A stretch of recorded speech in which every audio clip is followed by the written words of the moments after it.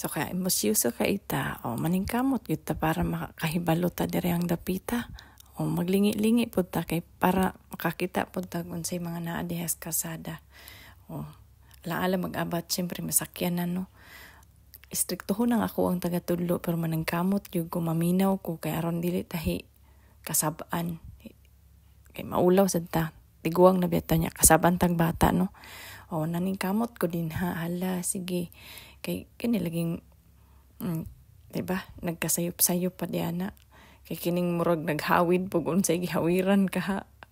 Perting gahiya ang kamot. So pero okay ra pod. Naara po ko nakatunan gamay lang po di pa nato dakon lisod po.